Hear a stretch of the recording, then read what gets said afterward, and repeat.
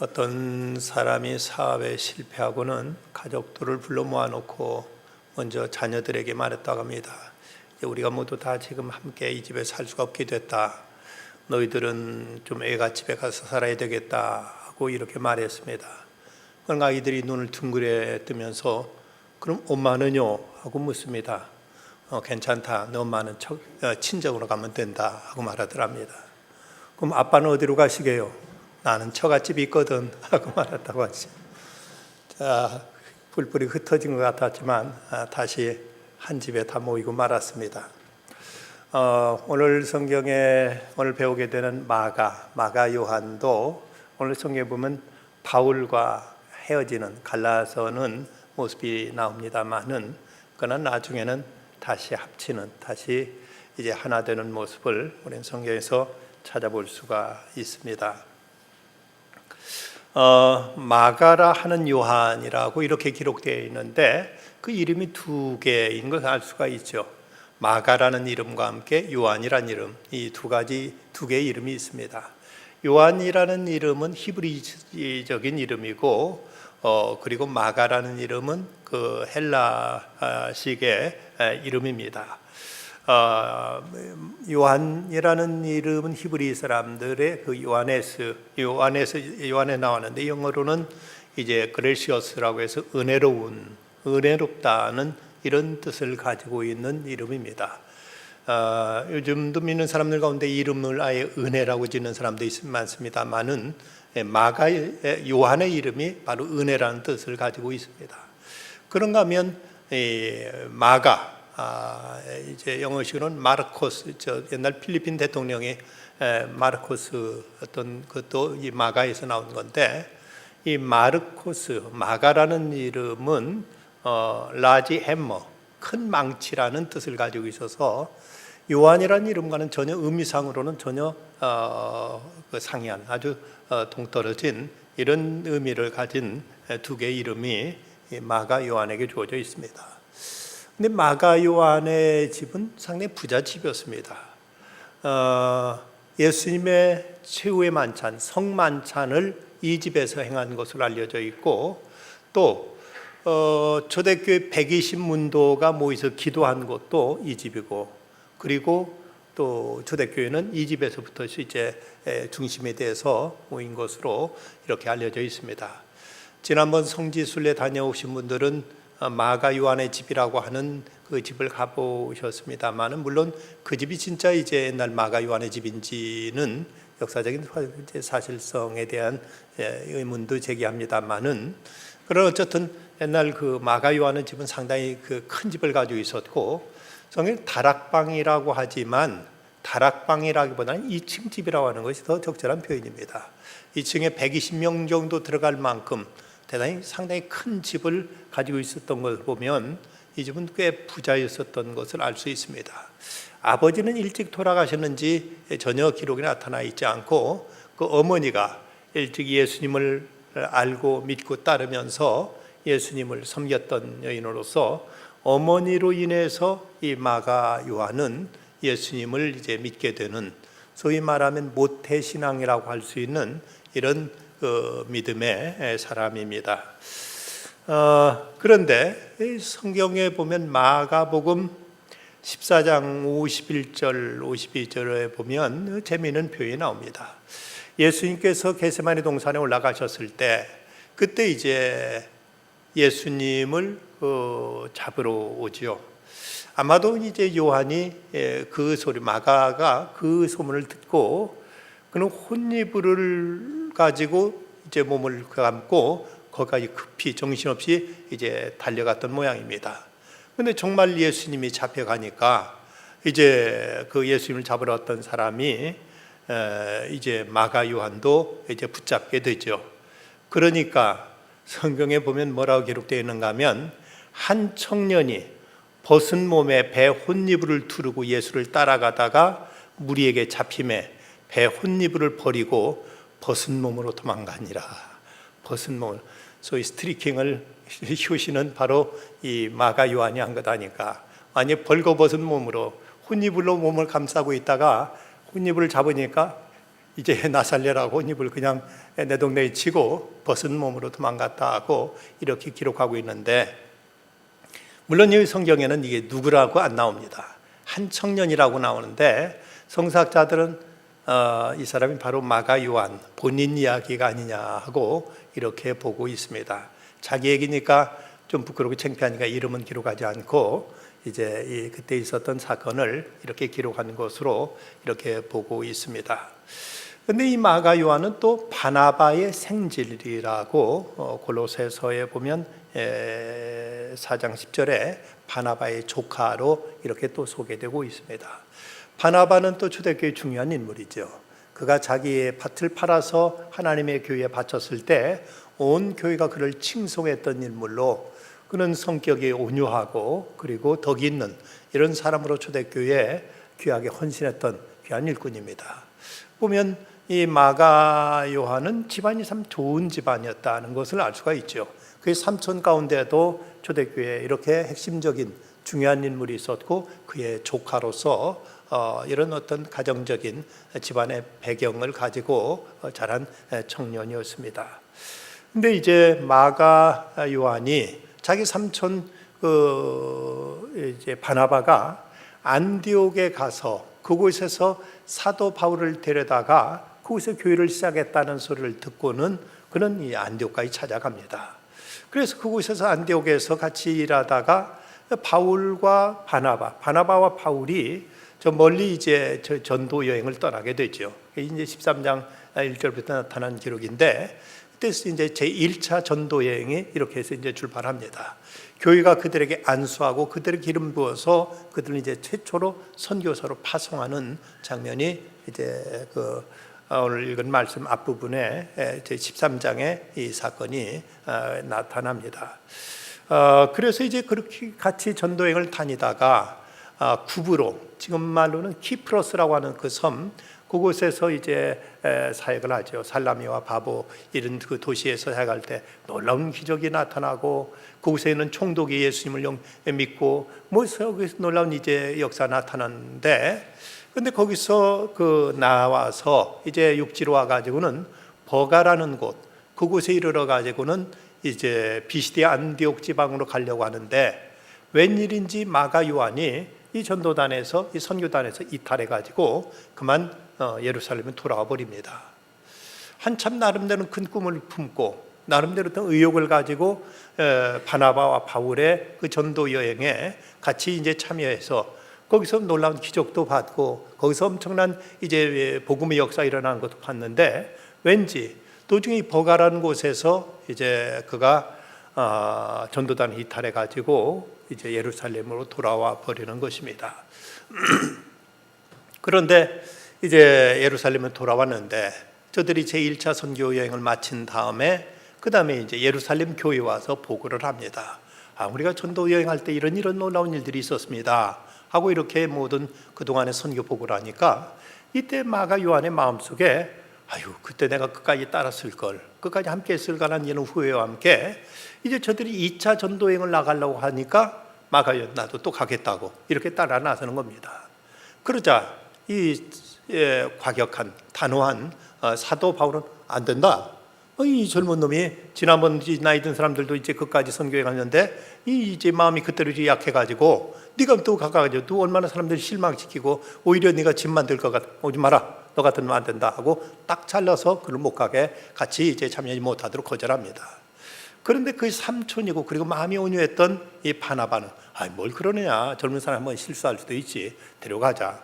그러니까 바나바는 바울은 거기도 단호합니다. 안 됩니다. 이런 사람 데려갔다가 괜히 이제 그 선교에 실패하고 괜히 집만 되니까 이건 사사는 정으로 이런 문제에 접근할 일이 아닙니다. 난 못 데려갑니다 하고 딱 잘라버립니다. 그러자 그 둘 사이, 바나바와 바울 사이, 그토록 돈독했던 사이가 둘이 서로 언쟁이 생기고 다툼이 생겨서 둘 갈라서게 되고 마는 겁니다. 그래서 바울은 실라를 데리고 이제 갔고, 그리고 바나바는 이 마가 요한을 데리고 이제 다시 전도여행에 나서는 이 일이 이제 오늘 본문에 기록된 내용입니다.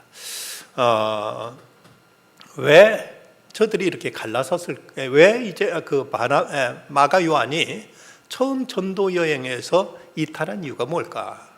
과연 그가 나름대로 어떤 큰 꿈을 품고 나름대로 뜻을 세워가지고 바울과 바나바가 같이 사역하는 이 전도단에 참여해서, 그리고 거기서 많은 이제 놀라운 역사도 있었습니다. 나름대로 체험도 있었고 나름대로 어떤 뜨거운 감격도 있었을 것입니다.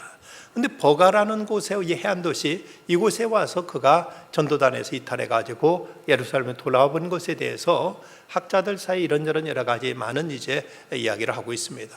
성경은 구체적으로 무엇 때문에 그가 포기했다는 내용은 성경에 기록되지 않기 때문에 전후 배경을 통해서 여러 가지 정황을 통해서 몇 가지 추론해 볼 수 있는 몇 가지 이유들을 우리는 생각해 볼 수가 있습니다. 그 가운데 하나가 그 마가 요한이 이제 바나바의 조카인데, 그런데 어쨌든 그 바나바가 모든 면에서 바울보다도 아마도 나이도 더 많을 것으로 보이고, 그리고 바울이 옛날 사울이었다가 그가 개종했기 때문에, 기독교를 이제 개종했기 때문에 누구도 그 사울을 믿으려고 하지 않았습니다. 누구도 사울에 대해서 얼마나 교회를 많이 해치고, 그리고 스데반 죽이는데 앞장섰고, 심지어는 저 다메섹까지 예수 믿는 사람들을 잡아 끌어오기 위해서 거기까지 달려갔던 사람이었기 때문에 그가 회개했다고는 하지만, 그가 마음을 이제 고쳐먹고 예수 믿기로 작정했다고 하지만, 이제 사람들은 그를 누구도 신임하지 않았습니다. 그런데 바울이 그를 적극 첨가합니다. 아닙니다. 이 사람 정말로 변화된 사람입니다. 이 사람 정말 이제 하나님 앞에 이제 쓰임 받으면 아주 크게 귀한 일을 할 사람입니다. 하고 이렇게 이제 예루살렘 교회 이제 사울이라고 하는 바울을 첨가한 것이 바로 바나바입니다. 그런가 하면 그리고 나서도 이제 별로 그렇게 교회에서 그에 대해서 썩 사람들이 그걸 환영하거나 그걸 지지하지 않자, 그는 다소, 자기 고향인 이 다소에 가서 거기 은둔 생활을 하고 있는데, 그런데 바나바가 바로 그를 다소 그의 고향까지 찾아가서 그를 안디옥으로 데려다가 그곳에서 안디옥 교회가 최초로 시작되는 것입니다. 이런 면으로 보면은 어쨌든 바울에게 있어 바나바는 은인이라고 말할 수 있고, 그리고 그 앞부분에 보면 분명 이 바나바가 이 모든 걸 주도한 것으로 알 수가 있습니다. 근데 막상 이제 선교를 떠나서 선교하고 보니까 이제 모든 면에서 앞장서야 될 것은 바나바인데, 실제로는 이제 바울이 설교를 하고 바울이 이제 기도하면 병자가 낫고 바울에게 더 큰 역사가 일어나니까 사람들의 관심과 사람들의 이제 어떤 인기가 바나바가 아닌 바울에게로 쏠리는 것입니다. 그러니까 바나바의 조카였던 이 마가로서는 뭔가 좀 거기에 불편한 마음이 들었지 않았겠는가. 그래도 자기 삼촌이요, 그리고 뭐로 보나 교회의 중심적인 일꾼은 자기의 삼촌 바나바인데, 그런데 여기 막상 선교에 나와 보니까 자꾸 바울이 앞장서고 바울이 설교하고 바울이 모든 일을 주도적으로 하려고 하고 하는 이런 모습이 이 마가 요한한테는 많이 불편했던 것으로, 이것이 아마도 그에게는 시험이 되었던 것으로 이렇게 보여집니다. 인간적으로 보면 뭐 그런 생각이 들을 수 있었겠다는 이런 생각을 이렇게 해볼 수가 있습니다. 사람에게 있어서 어떤 시기심 또는 질투심처럼 무서운 게 없죠. 한번 사람을 시기하게 되면 그 다음부터는 이제 점점 모든 관계가 약화되면서 극단적인 일까지 저지르게 되는 경우가 많습니다.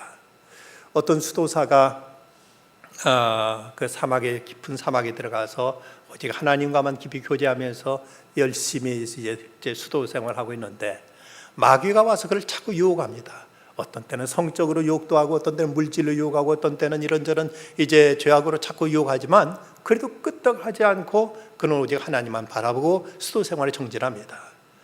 그 마귀 졸개들이 가서 아무리 그를 유혹해도 그가 끄떡하지 않고 계속 이제 수도 생활에 계속 몰입하는 모습을 보더니, 그 대장 마귀가 그걸 보더니 씩 웃으면서 자식들 이렇게 하면 되는 걸 너희들은 모르지 하더니 그 수도사한테 찾아가 귀에다 대고 뭐라고 쏙닥쏙닥 몇 마디를 하니까 금방 안색이 달라지더니 거기서 그렇게 경건히 하나님 보고 수도한 사람이 금방 뛰쳐나가고 마는 것입니다.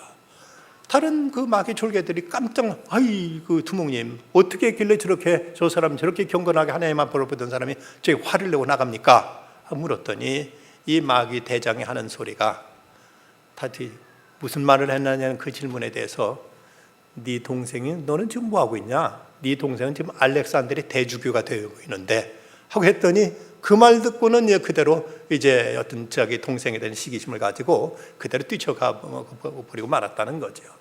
이만큼 사람들에게 있어서 가장 인간의 어떤 평정심을 깨트리는 이런 무서운 독소가 하나의 이 바로 시기, 질투심이 아니겠는가.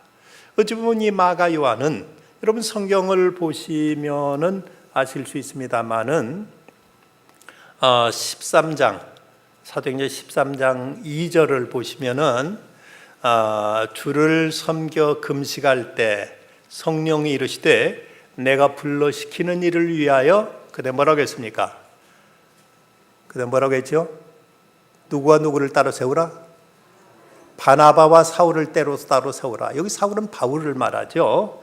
분명히 여기 보면 바나바의 이름이 먼저 여기 언급되고 있습니다. 그런데 그 다음에 이제 같은 13장의 끝부분에 가서 보면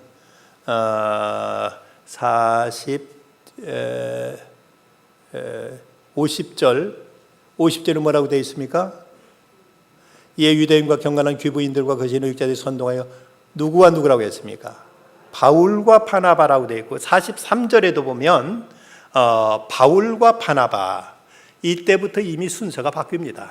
이전까지는 바나바 이름이 먼저 언급될 만큼 모든 것을 바나바가 주도했다면, 바나바가 지도자 격에 있었다면, 지금 이제 이미 43절 같은 장 43절에 가서는 이제는 이제 헤게모니가 바울에게로 이제 옮겨지는 걸 볼 수가 있죠. 성경 자체가 지금 이전까지는 바나바에 대해서 먼저 기록하고 바나바가 모든 걸 주도했지만 그다음부터 이때부터는 바울이 이제 앞장서고 모든 것 바울이 이제 모든 것을 이제 결정하고 앞에 나서는 모습을 보이고 있습니다. 이런 모습이 아마도 마가 요한에게는 불편한 일이었고 그 꼴을 보고 싫다는 이런 생각 속에서 그가 선교 사역을 때려치고 예루살렘으로 돌아간 것으로 이렇게 보는 이런 해석이 있습니다.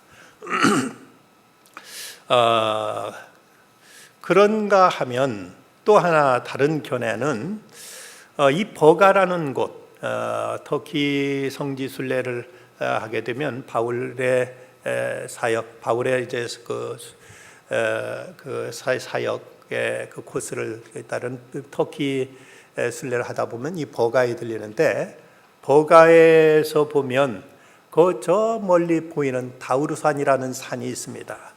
그 산은 굉장히 높고 해발 110m, 아니 1100m 정도 되는데 이 이제 버가라는 곳은 해안에 있는 도시이기 때문에 그냥 해수면보다 약간 높은 곳이니까 바로 그 저 앞에 보이는 산은 굉장히 높은 산인데, 그가 지금 그들이 가야 될 곳은 비시디 안디옥으로서 저 앞에 보이는 그 다우르산을 넘어야만 갈 수 있는 곳입니다. 근데 그곳을 가려면 그 험한 산을 넘어야 되는데 예루살렘의 부잣집 아들로 자란 마가 요한으로서는 그 길이 너무나 이제 끔찍하게 느껴졌다는 것이죠. 그곳은 이제 험한 산이었기 때문에 산적도 있고 거기서는 도적들도 들끓는 이런 위험한 곳이었기 때문에 이 마가 요한은 그 길로 간다는 것에 대해서 몹시 마음에 내키지 않아서 아이고 저 높은 산을 어떻게 넘어가 하고는 지레 겁을 먹고는 그냥 다른 길로 돌아서 예루살렘에 갔다는 이런 이제 그 주장이 또 제기되고 있습니다. 어찌 보면 또 그럴 수 있지 않을까 하는 생각도 해봅니다. 부잣집 아들로 태어나서 고생 모르고 자랐습니다. 여태까지 험한 일도 어떤 이제 힘든 일도 해보지 않았는데, 지금까지는 어떻게 배 타고 다니면서 그럭저럭 다니는데, 근데 이제 지금까지도 고생이 됐지만 앞으로 저 험악한 산을 저걸 넘어가야 된다고 생각하니까 너무 거기에 대해서 두려운 마음, 거기에 대해서는 그만 덜컥 겁이 나고 도저히 거기 못 간다 하는 생각 속에 이렇게 이제 그가 여기서 용기를 잃고 그만 돌아가 버린 것으로 이렇게 이제 얘기하는 사람이 있습니다. 아까 말씀드릴 때 마가 요한은 어찌 보면 모태신앙과 같은 사람이라고 말씀드렸습니다. 그 어머니에 의해서 이제 어머니 따라서 예수를 만나게 되고, 그러면서 이제 교회 다니게 되고, 그러면서 이제 교회 일원이 되었는데, 이 모태신앙의 좋은 점들이 참 많습니다. 저는 모태신앙에 못 되기 때문에 모태신앙 가진 분들은 신앙이 흔들림이 없습니다. 아주 믿음이 참 이제 변함없이, 그리고 생각하는 것이 거의 어떤 올바른 생각을 하고 다른 데 여기 좌우되지 않습니다. 그런데 또 모태신앙의 한계도 있습니다.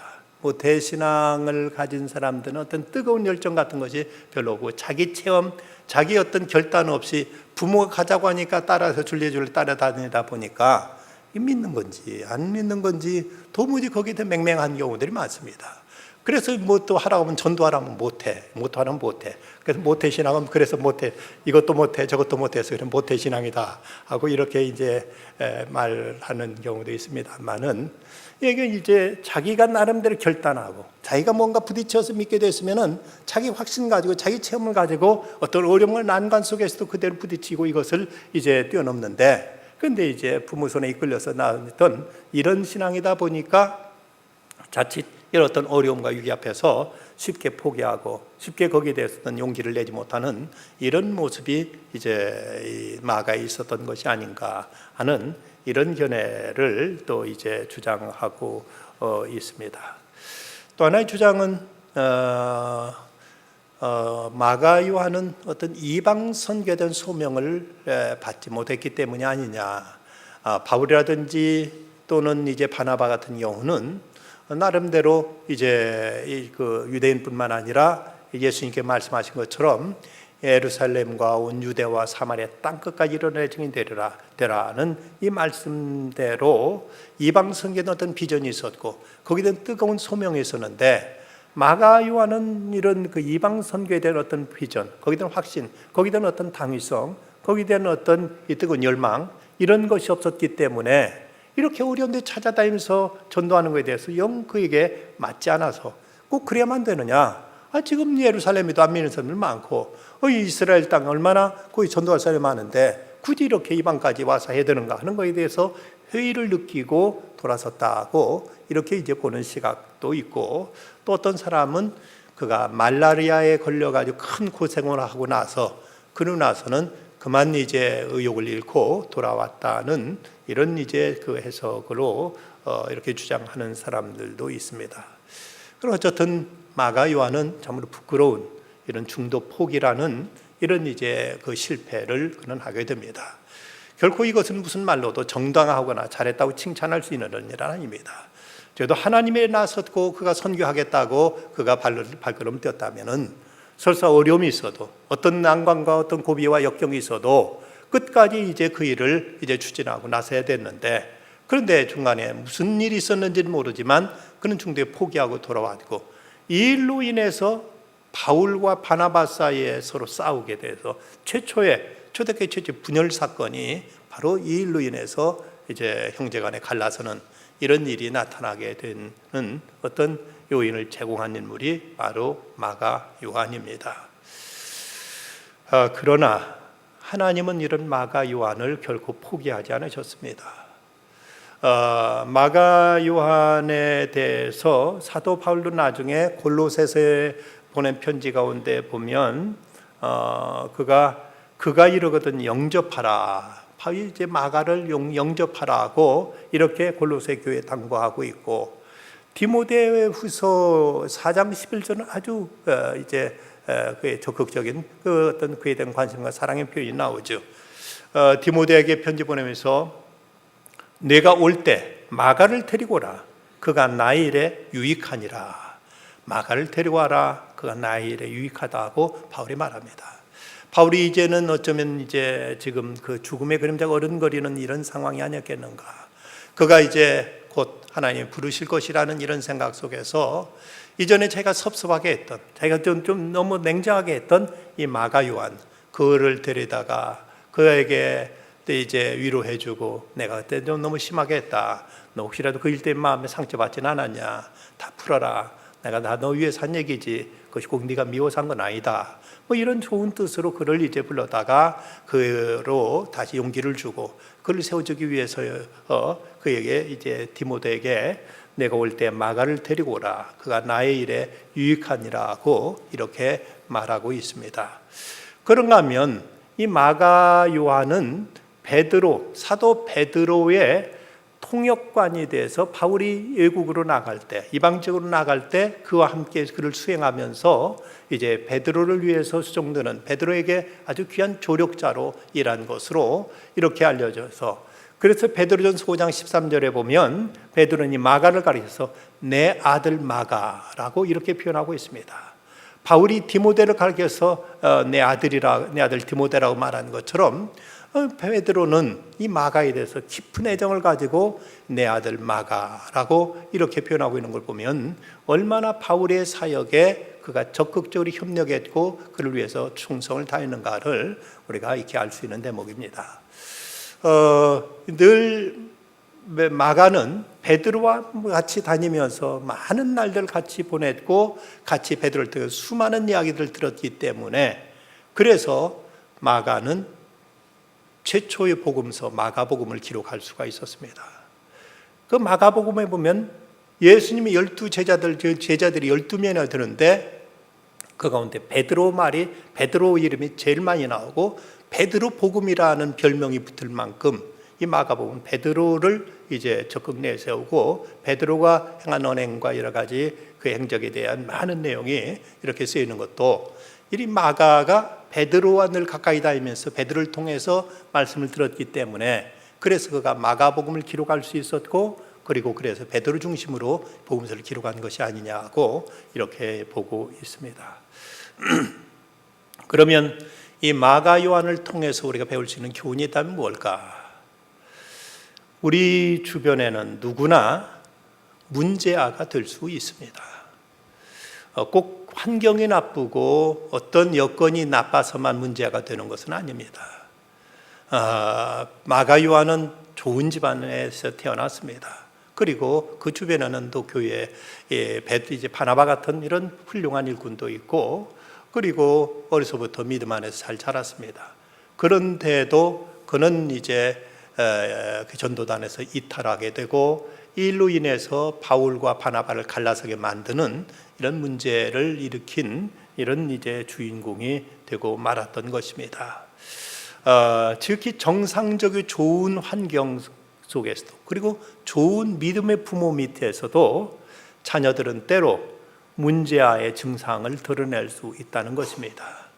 꼭 환경이 나쁘고 여건이 나빠서만이 아니라 누구나 문제아가 될 수 있는 소지는 누구나 다 있다는 것을 학자들의 이런 문제, 청소년 문제를 연구한 학자들의 공통적인 견해는 바로 모든 사람 누구나 다 문제는 다 될 수 있다고 얘기합니다. 마가요는 그 바울과 바나바의 전도행위 어쩌면 골칫거리가 됐는지도 모릅니다. 그에게 도리어 저들에게 짐이 됐을지도 모릅니다. 이런 모습을 보면 이런 좋은 집안에서도 이렇게 이제 좋은 여건 속에서도 이런 문제아는 누구든지 나올 수 있다는 것을 우리에게 가르쳐주고 있습니다. 그런데 이런 사람 곁에는 누군가 있어야 된다는 사실을 또한 보여주고 있습니다. 마가 요한이 회복될 수 있었던 이유가 있다면 그 뭘까? 그에게는 바나바가 있었기 때문입니다. 바울이 그를 내치면서 안 된다. 이렇게 이제 줏대가 없고 이렇게 용기가 없고 이렇게 의지가 약한 놈, 이런 놈 데려다녀 이제 전혀 도움이 안 되고 우리 일만 오히려 망칠 뿐이다 하고 바울처럼 냉정하게 그를 내쳐버렸더라면은 그리고 아무도 그를 거두준 사람이 없었다면 마가요는 그때부터 더 반항아가 돼서 또 완전히 믿음에서 벗어나서 완전히 그는 이제 전혀 신앙과 별개의 인물이 됐을지도 모릅니다. 그런데 그때 바나바는 그를 감싸합니다. 그를 용납하고 영접하고 맞아주고 그를 감싸주면서 아니다. 젊은 사람이라 한번 실수할 있는 거지. 이렇다고 우리가 그를 그러셔야 되냐? 이거 나하고 같이 다니자. 이래서 바나바가 그를 맞아서 그를 이제 통역자로 삼아서 같이 다니면서 그의 믿음이 회복될 수 있었고 그의 신앙이 다시 이제 하나님의 귀 쓰임 받는 이런 인물로 이제 거듭날 수가 있었던 것입니다. 오늘 말씀해 보면 서로 심히 다투어 피차 갈라서 바나바는 마가를 데리고 배 타고 구부로로 갔다고 했는데 이때 바울이 마가 요한 저런 녀석만은 안 된다고 이제 소리쳤을 때 그때 바나바는 뭐라고 말했을까? 내가 모든 예루살렘 교회인들이 당신을 믿지 못했을 때 그때 나는 당신을 믿었듯이 지금도 나는 이 마가 요한을 믿는다. 어쩌면 그렇게 말했지 않았겠는가? 사도 바울 자체도 누구도 믿어주질 않았습니다. 누구도 그를 받아주지 않았을 때 바나바가 그를 믿고 그를 교회에 첨가했고, 그리고 자기가 고향까지 가서 데려다가 같이 동역자로 삼아서 안디옥에 교회를 세우고, 그리고 선교의 전초기지로 삼아서 세계 선교를 열었던 것이 바나바였습니다. 그랬던 바나바가 마가의 주변에 있었기에, 마가는 한때 문제아였고 한때 골칫거리였고 한때 실패자였지만, 누군가 그를 감싸주고 누군가 그를 세워주고 누군가 그를 받아주는 사람이 있었기에 마가 요한은 다시 회복될 수 있었다는 사실입니다. 아마도 지금 세계 최고의 부자가 빌 게이츠가 아닐까 싶습니다만은, 모르겠습니다. 또 구글이라든지 페이스북을 또 저기 한 사람들도 상당한 이제 그 경쟁하고 있어서 올해는 어떤지 모르겠지만, 오랫동안 세계 최고의 부자는 마이크로소프트사의 빌 게이츠가 최고 부자였고, 그가 만든 재단이 또 최고의 많은 액수의 기부해서 대단히 귀한 일들을 많이 하고 있습니다. 그런데 이 빌 게이츠도 11살 때는 가정의 골칫덩어리로서 우리식으로 말하면 문제였다고 합니다. 그는 방 정리하는 것, 또 식사 시간 지키는 것들, 이런 걸 제일 싫어했고, 연필을 자주 입으로 깨물고 이제 말리는 어머니하고 자주 다투곤 했다는 겁니다. 그의 누이는 이 빌 게이츠를 회상하면서, 어렸을 때 그때를 회상하면서 성질이 더러웠다고 그 누나는 그렇게 얘기할 정도로 아주 집안의 이제 문제아였습니다. 12살이 되던 어느 날, 그는 식탁의 자리에서 어머니와 심한 언쟁을 하게 됩니다. 그것을 곁에서 보던 아버지가 참지 못하고 이 컵에 물이 담겨 있는 컵을 그에게 그대로 뿌려버렸습니다. 그랬더니 이 빌 게이츠가 샤워 시켜줘서 고맙네요, 아주 냉소적으로 한마디 내뱉고는 자기 방으로 들어가 버립니다. 이 사건은 빌 게이츠에게 너무 큰 충격이었고, 그날부터는 빌 게이츠는 아무하고도 말도 안 하고 학교에서 들어가면 조용히 밥만 먹고 제 방으로 항상 들어가곤 했다고 합니다. 부모는 결국 그를 치료 전문가에 데려갔는데, 상담자는 부모에게 말하기를 이제 감독을 좀 완화하고 자유를 더 많이 줘야 된다고 이렇게 조언했다고 합니다. 상담자한테 이 빌 게이츠는 스스로 자신은 고장난 사람이 아니라 부모와 전쟁 중이라고 이렇게 말했다고 하죠.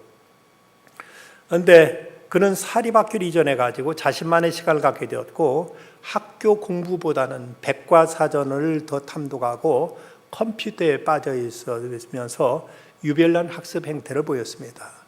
그런데 그가 다행히 두각을 나타낸 면이 있어서 그가 이것이 인정돼 가지고 그 유명한 하버드 대학에 들어가게 됩니다.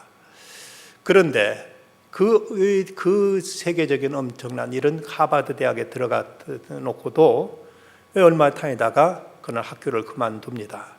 회사를 설립해서 사업을 시작하겠다고 학교를 그만두고 뉴멕시코주로 떠나버렸습니다.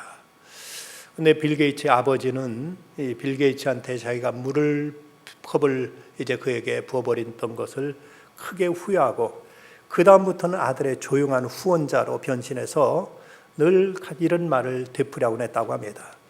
내가 아들을 위해서 한 일은 아무것도 없습니다. 나는 내 아들을 믿었습니다. 그가 하버드를 그만둔다고 할 때도 내가 한 말은 한마디였습니다. 아들아, 나는 너를 믿는다.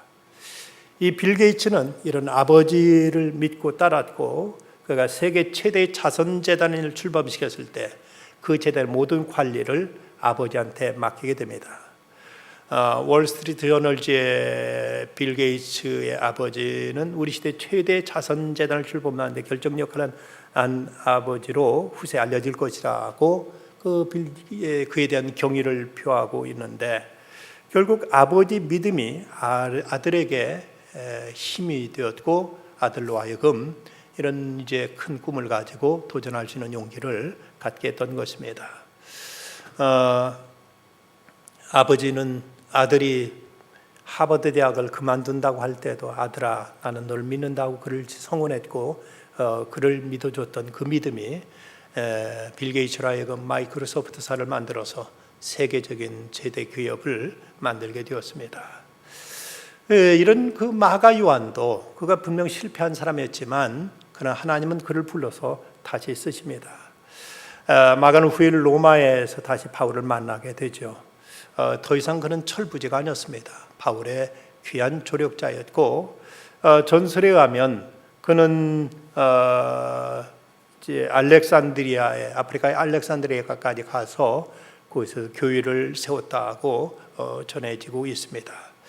사도 바울은 골로새 4장에서 이렇게 말합니다. 나와 함께 갇힌 아리스다고와 바나바의 생질 마가와 이 마가에 대해서는 너희가 명을 받았음에 그가 이르거든 영접하라고 이렇게 이제 마가에 대해 특별한 관심을 보이고 있습니다. 이런 사람이 나의 위로가 되었느니라. 바로 이런 마가가 바울에게 위로가 되었다고 바울은 고마워하고 있습니다. 빌 게이츠가 하버드 중퇴생이었지만 2007년 6월 7일 그 하버드 대학에서 명예 졸업장을 받고 그가 중퇴한 지 32년 만에 졸업장을 받습니다. 그리고 그가 이런 연설을 했다고 합니다. 저는 나의 아버지에게 난 언젠가 학교에 돌아갈 것이고 졸업장을 받을 것이라고 항상 말해왔는데 이 말을 이루기 위해서 지난 30년 이상을 기다려왔습니다. 이제 저는 대학 졸업장을 받고 동시에 내년부터 저희 직업을 바꾸게 될 것입니다. 이제부터는 돈 버는 직업이 아니라 어려운 이웃들을 위해 돈을 쓰는 일을 위해서 나는 전념하기 위해서 마이크로소프트사의 회장직을 물러납니다 라고 그는 말했습니다. 그러면서 그런 결심을 한 배경에 대해서는 또 이런 말을 덧붙였습니다. 제가 이 학교에 입학이 결정되던 날 내 어머니는 단순히 성공한 사람이 아닌 많이 베풀고 사는 자가 되라고 하셨습니다. 제가 결혼식을 올리기 전 결혼 이벤트를 준비하며 나의 어머니는 그때 암을 앓고 계시면서도 저와 저희 신부에게 큰 소리로 당신의 편지를 읽어주셨습니다. 그 편지의 마지막은 이런 글이었습니다. 많은 것을 받은 사람들에게는 보다 많은 의무가 요구되는 법이다. 어머니나 아버지의 그 귀한 자식에 대한 신뢰와 가르침이 있어서 빌 게이츠는 단순한 사업에 성공한 부자만이 아니라 그는 세계 최대의 자선 사업가고 그는 인생을 가장 귀하게 살아가게 된 것입니다. 그가 쓴 책에 보면 이런 얘기를 합니다. 미래로 가는 길은 책에서 그는 이런 얘기를 하고 있습니다. 나는 내 기업을 경영하던 초기에는 성공의 가능성, 성공의 경험만으로 사람을 쓰고자 했지만 이제는 생각이 달라졌다. 나는 되도록 실패의 경험을 가진 사람을 고용하고자 한다. 왜냐하면 실패도 자산이기 때문이다. 그러나 난 무조건 실패한 사람을 쓰겠다는 것은 아니다. 난 그들에게 실패를 통해서 무엇을 배웠는가를 먼저 묻고자 한다. 실패는 누구나 경험할 수 있는 보편적인 경험입니다. 중요한 것은 이 실패 속에 그대로 포기하고 주저앉느냐, 아니 실패를 통해서 오히려 교훈을 배우고 이것을 딛고 다시 일어서느냐 하는 것이 무엇보다 중요합니다. 하나님은 우리들 한 번의 실패로 인해 우리를 버리시는 하나님은 아니십니다. 하나님은 자기 아내를 누이라고 속였던 아브라함을 다시 들어 쓰셨습니다. 하나님은 애굽 사람을 죽였던 모세도 하나님 다시 들어 쓰셨습니다. 그토록 이방 여인에게 모든 걸 빼앗겼던 삼손을 하나님은 다시 들어서 쓰셨습니다. 자기 부하 충성스러운 부하를 사지로 내몰고 그 아내를 빼앗았던 다윗도 하나님은 다시 기회를 주셨습니다. 선교의 명령을 거절하고 도망갔던 요나도 하나님 다시 쓰셨습니다. 그리스도인들을 그렇게 죽임의 자리까지 내몰았던 사울, 그도 하나님은 이제 바울로 변화시켜서 다시 쓰셨습니다. 그 대열 가운데 마가 요한, 그도 나약한 실패자, 참으로 어머니의 그저 치맛고리나 자꾸 따라다니던 이런 유약했던 이런 마가도 하나님이 쓰셔서 베드로의 귀한 동역자가 되었고, 그리고 우리에게 가장 귀한 유산인 마가복음을 기록해 전해주는 이런 위대한 인물로 하나님께 쓰임받게 됩니다. 우리가 지난날 어떤 실패, 어떤 실수가 있었다 할지라도 우리가 믿음의 끈을 놓지만 않는다면, 그리고 이 실패를 통해서 우리가 바른 교훈을 배울 수만 있다면 우리는 하나님의 더 아름다운 모습으로, 더 귀한 모습으로 쓰임받을 수 있습니다. 오직 주님을 향한 우리의 믿음을 새롭게 견고히 붙들 수 있는 우리들의 믿음의 자세를 새롭게 다짐해야 되겠습니다. 기도하십시다. 거룩하신 아버지 하나님, 마가 요한, 그는 참으로 유약한 자였고 용기도 없었고 의지도 투지도 없었던 사람이었습니다. 그리고 무엇보다도 이제 초대교회 최초의 교회를 분열시키는 일에 있어서 걸림이 되었던 인물이기도 했습니다. 그랬던 마가 요한이지만 그를 이제 그의 곁에 바나바가 있었고 믿어주는 사람이 있었고 그를 포용하고 그를 또 끌어안으면서 그를 세워주는 사람이 있었을 때 그는 또 다시 일어서서 하나님 나라를 위해 위대하게 쓰임받게 된 것을 보게 됩니다.